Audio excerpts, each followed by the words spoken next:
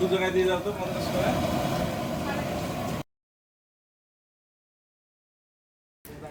আজকে আমরা এসেছি ডোমকলের বাজিতপুর গ্রামের বলাই কাকার দোকানে। উনি বহু বছর থেকে মুখরোচক সিঙ্গাড়া বানান এবং সবাইকে হাসি মনে সেই সুস্বাদু সিঙ্গাড়া এবং চাটনি খাইয়ে আসছেন। আমরা ঠিক ওনার দোকানের সামনেই আছি। ভেতরে উনি সিঙ্গাড়া বানাচ্ছেন এখনো।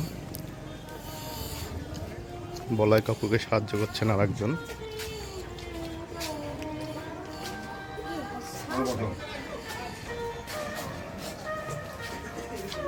এই হলো সেই বলাই কাকু, যিনি বিগত বহুদিন ধরে আমাদেরকে সেই হাতে সুস্বাদু সিঙ্গাড়া বানিয়ে খাওয়াচ্ছেন।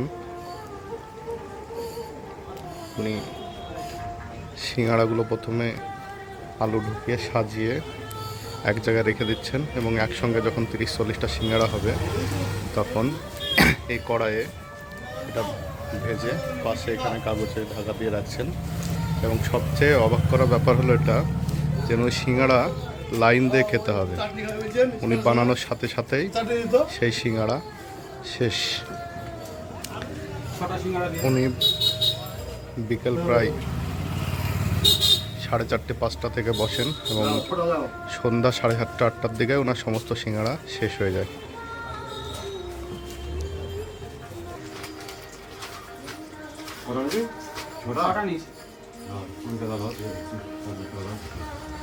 সবাই একটা সিঙ্গাড়া উঠলো এবং সাথে সাথেই 15টা এক জায়গায় পার্সেল হলো, এক জায়গায় 6টা পার্সেল হলো। ফোন পে দেখছি, ফোন পেতে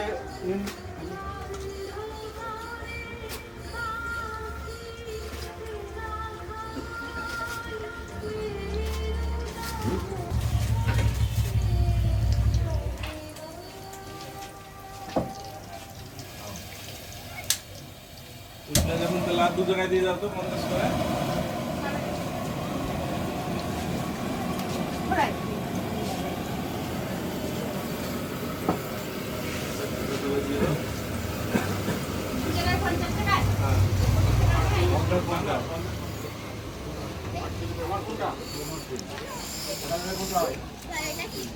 দোকানে সর্বসাধারণের উপস্থিতি লক্ষ্য করার মতো।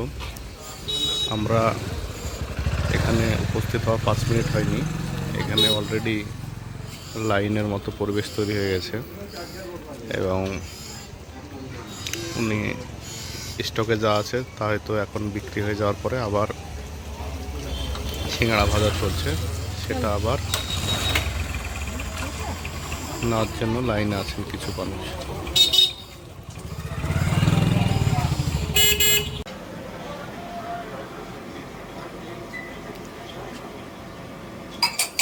বলাই কাকুর দোকানে আরেকটি এখানে আশ্চর্য পুরনো ক্লাসিক্যাল বিষয়, সেটা হলো কাকু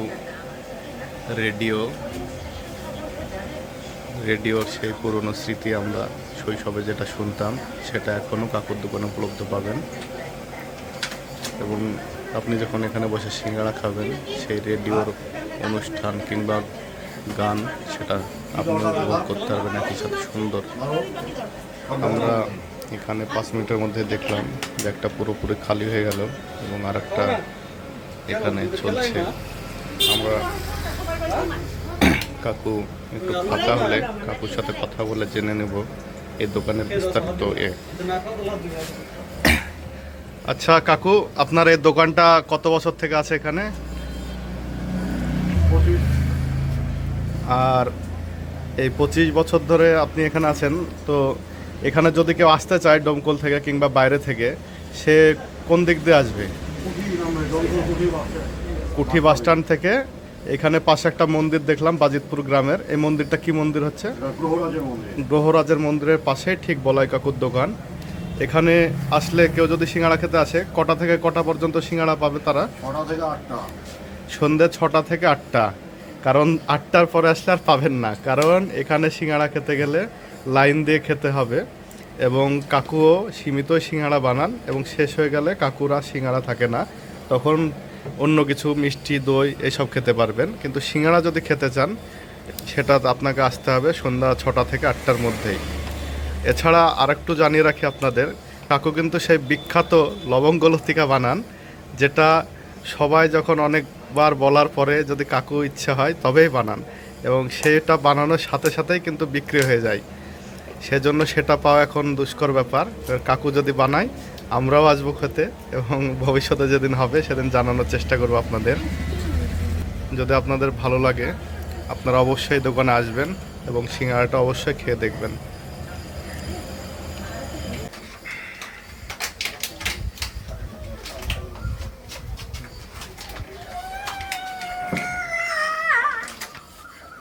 টাকা দিয়ে দিলি তুই?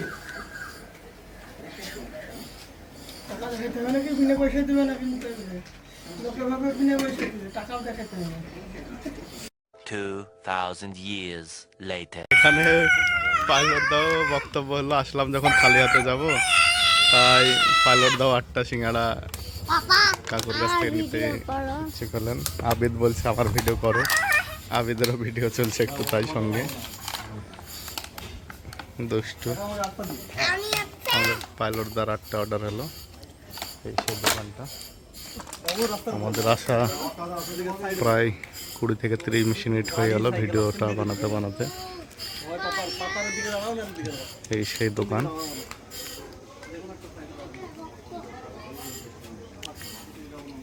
আমরা কিন্তু এসে প্রথমেই রিস্ক না নিয়ে খেয়ে নিয়েছি সিঙ্গাড়া, তারপরে ভিডিওটা বানালাম। যদি ভালো লাগে ভিডিওটি লাইক করবেন, শেয়ার করবেন এবং চ্যানেলটি সাবস্ক্রাইব করে পাশে থাকবেন। ধন্যবাদ।